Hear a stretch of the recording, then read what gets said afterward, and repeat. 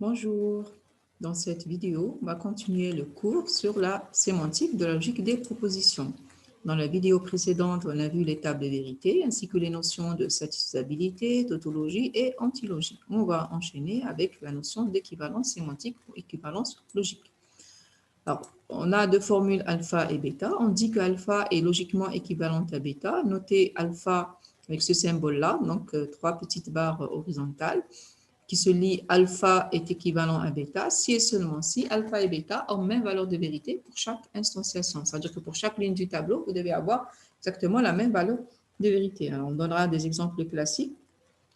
Mono-alpha équivalent alpha, donc appelé équivalence de la double négation.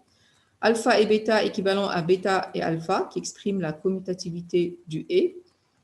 On a alpha ou bêta est équivalent à non alpha et non bêta. Rappelez-vous, là, on avait dans la partie syntaxique, on avait défini alpha ou bêta comme étant non alpha et non bêta, et on peut vérifier que ces deux formules sont équivalentes.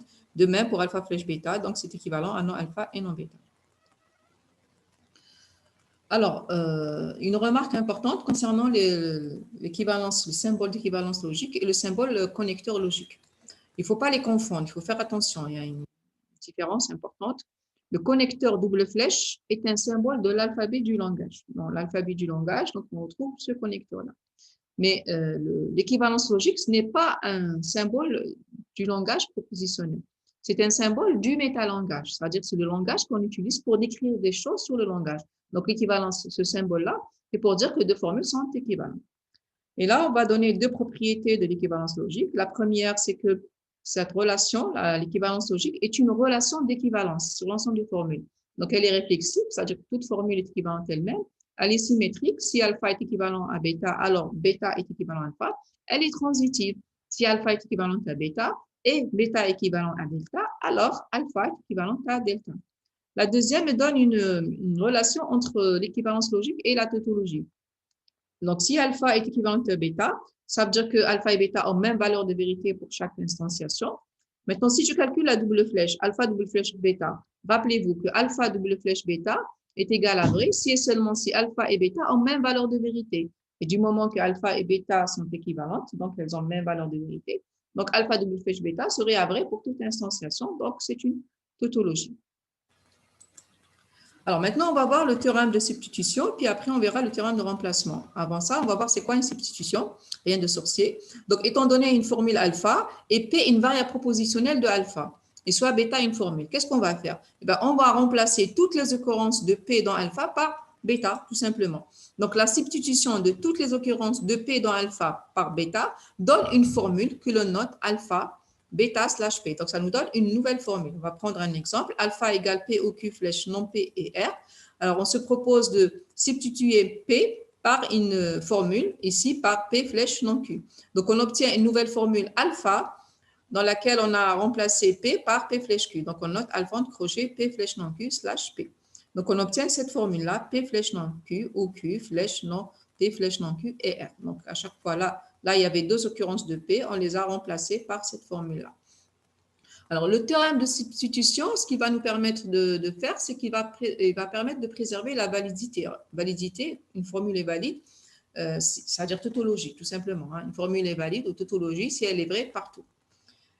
Donc, on va énoncer d'abord le théorème de substitution. Donc, soit alpha, une formule contenant la variable propositionnelle grand A, et alpha prime, la formule obtenue en substituant toutes les occurrences. Donc, toutes, là, j'insiste sur toutes les occurrences de A dans alpha par une formule bêta. Alors, si alpha est une tautologie, alors alpha prime est une tautologie. On va illustrer ça à travers un petit exemple. Donc, alpha égale A ou B, double flèche B ou A. Et on se propose de remplacer la variable proposition, de substituer B par une formule A et non B. Donc, on va substituer les occurrences de B par A et non B. On obtient une nouvelle formule alpha prime qui est égale à A ou A et non B, double flèche A et non B ou A. Alors, on peut remarquer que alpha est une tautologie. Donc, en effet, on a A ou B est équivalent à B ou A, parce que OU est aussi commutatif comme le et. Et puis, on a la propriété entre l'équivalence et la tautologie, ce qui veut dire que si je mets la double flèche entre ces deux formules-là, j'obtiens une formule qui est une tautologie. Donc, la formule alpha est une tautologie. Et le théorème de substitution vous dit que la formule alpha prime ici qui est obtenue par substitution à partir de alpha et sera aussi une tautologie. Donc, ce théorème permet en fin de compte de trouver de nouvelles tautologies sans passer par l'étape de vérité. Maintenant, on va voir le théorème de remplacement. Le théorème de remplacement est une généralisation du théorème de substitution. Dans le théorème de substitution, on remplaçait les variables propositionnelles. Dans le théorème de remplacement, on va remplacer une sous-formule. Mais on va remplacer une sous-formule par une formule équivalente. Avant d'énoncer le théorème, on va voir juste un petit exemple. Donc, je prends la formule alpha qui est égale à A ou B, double flèche, non B ou A. Et je m'intéresse ici à remplacer, par exemple, la sous-formule A ou B. Donc, je vais remplacer la sous-formule A ou B, mais par une formule équivalente, non A et non B. Donc, rappelez-vous, on a déjà donné cette relation d'équivalence. On a dit que A ou B est équivalent à non A et non B. On obtient une nouvelle formule, alpha prime, dans laquelle on a remplacé A ou B par non A et non B. Alors, on peut facilement vérifier que alpha est équivalente à alpha prime. En dressant l'étape de vérité, vous pouvez le faire. Maintenant, le théorème de remplacement permet d'éviter de faire ça puisqu'il vous garantit que le résultat est vrai. Donc, soit bêta une sous-formule de alpha, et si bêta est équivalent à bêta prime, alors le remplacement de bêta par bêta prime dans alpha donne une formule alpha prime équivalente à alpha. Donc, alpha est équivalente à quelle formule? À alpha prime. Et alpha prime a été obtenu à partir de alpha en faisant quoi? En remplaçant la sous-formule bêta de alpha, donc bêta c'est une sous-formule de alpha, en la remplaçant par une formule bêta prime équivalente. Et ça nous donne la formule alpha prime. Cas particulier, c'est le cas où alpha est une tautologie, et bien la formule alpha prime sera forcément une tautologie puisqu'elles sont équivalentes. Donc, ainsi, on ne change pas la valeur de vérité d'une formule en remplaçant une sous-formule par une formule équivalente. Alors, ce théorème-là nous permettra de faire des preuves au sens mathématique du terme. Par exemple, lorsque je vais montrer que deux formules sont équivalentes, je peux partir du membre gauche et du membre droit. Donc, je vais partir d'une formule et je vais, en utilisant le théorème de remplacement, donc je vais trouver de nouvelles formules en préservant l'équivalence. Et en faisant ça de proche en proche, je vais arriver à un moment donné à la formule recherchée. On va l'appliquer sur un petit exemple. Donc, montrer l'équivalence, je veux montrer l'équivalence de alpha flèche bêta avec non bêta flèche non alpha. Donc, vous pouvez très bien sûr, utiliser table de vérité. C'est assez simple dans ce cas. Mais on va le faire avec le théorème de remplacement.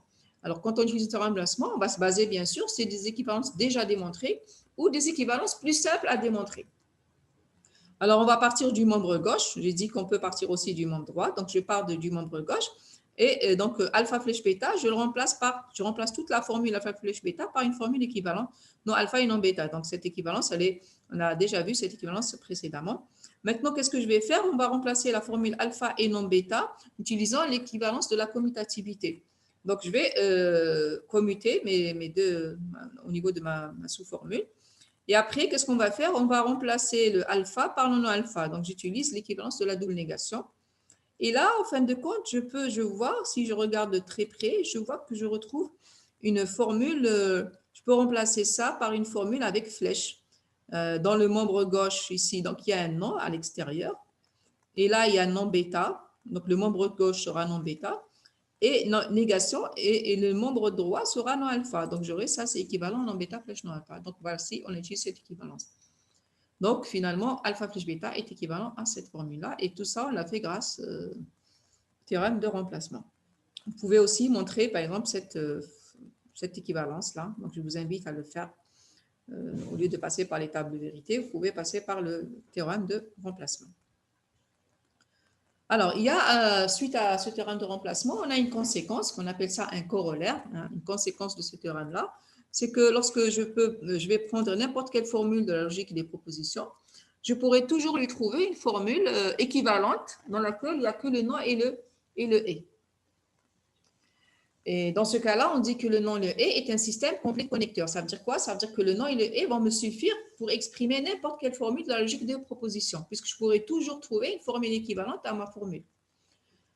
Alors, ceci est vrai. Pourquoi? Parce que si vous prenez n'importe quelle formule de la logique de proposition, il suffit de remplacer le ou, il suffit de remplacer la flèche, il suffit de remplacer la double flèche par des formules équivalentes. Et vous obtiendrez une formule équivalente à la première dans laquelle il n'y a que le non et le et. Alors, pour le ou, on utilise la formule, l'équivalence alpha ou bêta équivalent à non alpha et non bêta. Pour la flèche, on utilise non alpha et non bêta, qui est équivalente à alpha flèche bêta. Et pour la double flèche, vous utiliserez donc cette formule-là non alpha et non bêta, et non bêta et non alpha. Donc, si dans votre formule, vous avez le ou, la flèche et la double flèche, il suffit de les remplacer par ces équivalences. À la fin, vous obtiendrez une formule dans laquelle il n'y a que le non et le et le théorème de remplacement vous garantit que ce que vous avez fait est équivalent à ce que vous avez au départ. Maintenant, on dit que le nom est un système complet de connecteurs. Qu'en est-il des autres ensembles? Est-ce que le nom ou est un système complet de connecteurs? Est-ce que le nom flèche est un système complet de connecteurs? Et comment on va le démontrer? Est-ce qu'on va procéder de la même manière? Alors, on va vous donner une définition qui permet de simplifier la vérification. Donc, je dirais qu'un ensemble oméga de connecteurs est un système complet de connecteurs, qu'on note SCC, si et seulement si quoi? Si et seulement si toute formule de la forme non alpha et alpha bêta peut s'exprimer au moyen de connecteurs de oméga. Ça veut dire quoi? Ça veut dire que pour non alpha, vous allez trouver une formule alpha prime. Donc, on va définir ça pour non alpha, vous allez trouver une formule alpha prime équivalente à non alpha. Et alpha prime, c'est une formule dans laquelle il n'y a que les connecteurs de oméga. On fait la même chose pour alpha et bêta. On doit trouver une formule bêta prime équivalente à alpha et bêta dans laquelle il n'y a que les connecteurs de oméga. C'est ce que ça veut dire s'exprimer au moyen de connecteurs de oméga. Donc, on va justement donner la définition formelle. Donc, formellement, oméga est un système complet de connecteurs si et seulement si il existe deux formules, alpha prime et bêta prime appartenant à LP de oméga, telles que non alpha est équivalent à alpha prime et alpha et bêta équivalent à bêta prime. Donc, le alpha prime et bêta prime, c'est des formules du langage LP oméga, c'est-à-dire alpha prime et bêta prime ne contiennent que des connecteurs de oméga. Alors, si on fait ça, on est sûr que notre oméga est un système complet de connecteurs. On va avoir des explications pour pourquoi on a ça. Alors, on se base sur le fait que non est un système complet de connecteurs. C'est-à-dire que toute formule phi de la logique des propositions est exprimable avec non et. Qu'est-ce que ça veut dire formellement? Ça veut dire qu'il existe une formule phi prime du langage non et tel que phi est équivalent à phi prime. Donc, phi prime, il n'y a que les connecteurs non et équivalente à phi. Maintenant, qu'est-ce que ça veut dire? On vient d'exprimer le fait que toute formule de la forme non alpha et alpha bêta peut s'exprimer au moyen des connecteurs de oméga. On avait dit que ça veut dire qu'il existe deux formules alpha prime et bêta prime appartenant à LP de oméga. Donc, alpha prime et bêta prime ne contiennent que les connecteurs de oméga, tels que non alpha est équivalent à alpha prime et alpha et bêta équivalent à bêta prime. Le fait qu'on a ça, ça veut dire que si je prends n'importe quelle formule phi prime qui appartient, si je prends n'importe quelle formule phi prime qui appartient au langage non et, je peux lui trouver une formule équivalente dans laquelle il n'y a que les connecteurs de oméga. D'accord? Donc voilà, alors il existe une formule phi seconde appartenant à LP de oméga. Donc dans phi seconde, il n'y a que les connecteurs de oméga, tels que phi prime égale phi seconde. Qu'est-ce qu'il suffit de faire? Dans phi prime, où le phi prime c'est une formule de non et, il suffit, à chaque fois que vous avez non alpha, vous allez le remplacer par alpha prime. À chaque fois que vous avez alpha et bêta, vous allez le remplacer par bêta prime. Et à la fin, vous obtiendrez une formule dans laquelle il n'y a que les connecteurs de oméga. Alors, par transitivité, maintenant, du moment qu'on a ça, par transitivité, vous avez phi équivalent à phi prime équivalent à phi seconde. On avait dit que cette relation est transitive. Donc, phi sera équivalente à phi seconde. Phi, c'est une formule de la logique des propositions en général.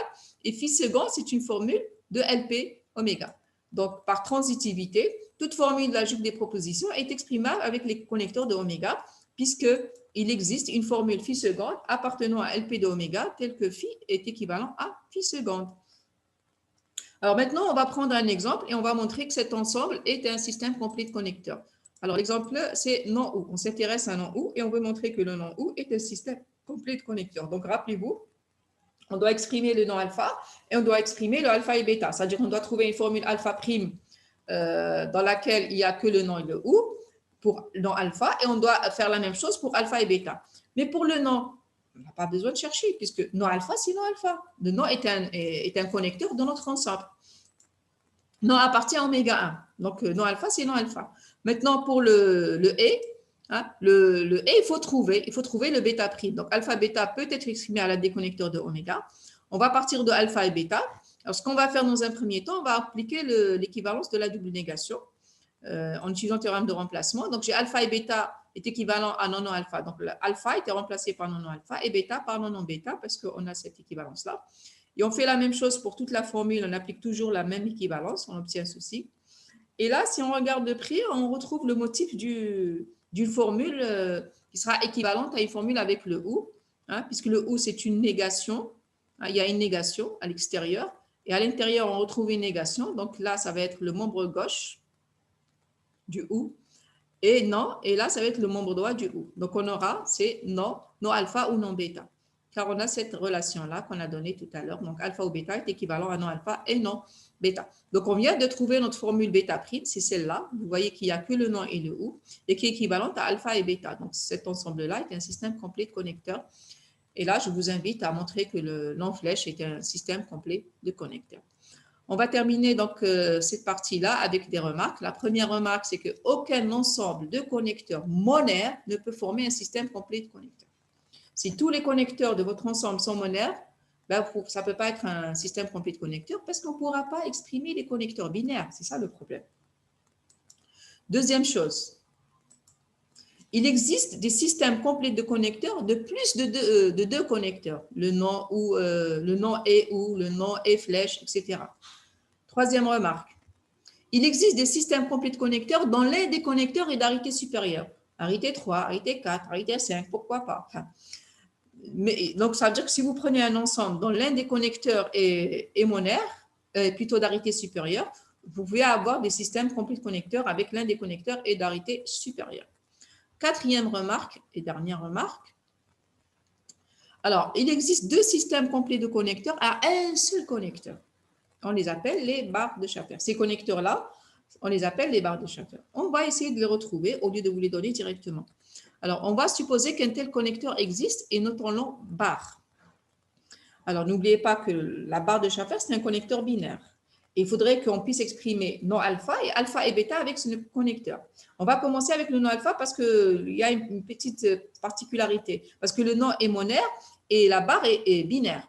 Donc, pour pouvoir exprimer le non, il faudrait que lorsqu'on ait la valeur vraie, pour pouvoir exprimer le non, dans la table de vérité du connecteur, il faudrait que lorsque j'ai l'instanciation vraie, parce que lorsque j'ai l'instanciation vraie, c'est-à-dire en fin de compte, c'est comme si j'ai pris la même variable.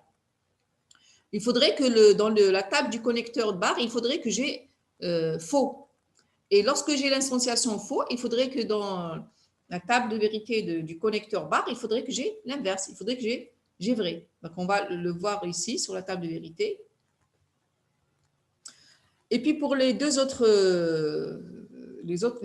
cas, on va voir les différentes combinaisons. Donc, ça peut être, ici, ça peut être vrai, faux. Ici, ça peut être vrai, faux. Donc, on aura 4 combinaisons. Donc, c'est pour ça qu'on a prévu 4 colonnes. Donc, on peut avoir vrai, vrai. On peut avoir vrai, vrai, vrai, faux, faux, vrai et faux, faux. Alors, on va essayer de voir à quoi correspond chaque colonne. Quelle est la formule qui correspond à chaque colonne. On va commencer par la troisième. Regardez, vous avez faux, faux, vrai, vrai. Alors que A, c'est vrai, vrai, faux, faux. Donc, vous voyez que c'est l'inverse. Donc là, c'est non A. Pour la deuxième colonne, faux, vrai, faux, vrai. Alors que B, vrai, faux, faux. Donc, c'est l'inverse. Donc, ici, c'est non B. Alors, déjà, les deux colonnes centrales sont écartées puisqu'on a dit qu'on ne peut pas avoir un ensemble de connecteurs complets avec que des connecteurs monaires. Donc, maintenant, on va voir à quoi correspondent les deux autres colonnes. La première colonne, vous avez faux, vrai, vrai, faux. Alors, rappelez-vous le et. Le et, c'était quoi? Ici, j'ai vrai, faux, faux, faux. Donc, ça veut dire que ça, c'est la négation du et. La dernière colonne, j'ai faux, faux, faux, vrai. Alors que pour le ou, j'ai vrai, vrai, vrai, faux. Donc, ça, c'est la négation du ou. Donc, ces deux colonnes-là, on va montrer que justement, ça correspond bien aux barres de Schaffer. Donc là, c'est ce qu'on a dit. Les deux colonnes centrales correspondent à non B et non A, donc ne conviennent pas. Les deux autres colonnes, c'est non A et B et non A ou B. Et on va montrer qu'ils correspondent aux barres de Schaffer. On va les noter différemment pour pouvoir les distinguer. Donc, A flèche vers le haut, c'est la négation du et A flèche vers le bas, c'est la négation du E. Alors, ces deux connecteurs, normalement, ça doit vous donner...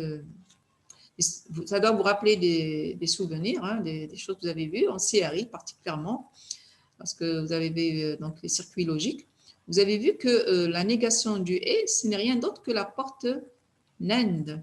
Et la négation du « ou », ce n'est rien d'autre que la porte NOR. Et vous avez vu qu'on peut construire n'importe quel circuit logique avec seulement des NAND ou avec seulement des NOR. Alors maintenant, on va justement montrer que cet ensemble-là est un système complet de connecteurs. Donc, qu'est-ce qu'il faut? Il faut trouver une formule équivalente à nos alpha qui ne contient que ce connecteur-là. Et il faudrait qu'on trouve une formule équivalente à alpha et bêta qui ne contient aussi que ce connecteur-là. On va commencer par le nom. C'est assez simple pour le nom. Nos A, on va remplacer A par A et A. A est équivalent à A et A. Et ça, on voit bien qu'on a la négation du et. Donc, c'est A, flèche vers le haut, A. Donc, c'est gagné. Cette formule-là ne contient que le connecteur flèche vers le haut. Elle est équivalente à notre A. On va faire la même chose, plus ou moins, avec A et B. Alors, je prends A et B. On va le remplacer en utilisant l'équivalence de la double négation. Non, A, A et B. Ben, vous voyez que là, on a une négation de A et B. Donc, on aura cet équivalent à non, A flèche vers le haut, B. Là, on a utilisé donc cette équivalence-là. Maintenant, la négation de cette formule-là, on a vu précédemment, on a montré cette équivalence-là. On a montré que non A est équivalent à A flèche vers le haut A. Donc, on peut l'utiliser à ce niveau-là. Donc, on va avoir une formule équivalente. Donc, cette formule-là, vous voyez qu'on n'a que le connecteur flèche vers le haut. Elle est équivalente à A et B. Donc, on a démontré que notre ensemble, qui ne contient que ce connecteur-là, la flèche vers le haut, est un système complet de connecteurs. Donc, je vous invite à faire de même pour l'autre connecteur, la flèche vers le bas. Voilà, donc on a terminé cette partie-là. Donc, on va s'arrêter pour cette vidéo. Donc, je vous remercie. À la prochaine.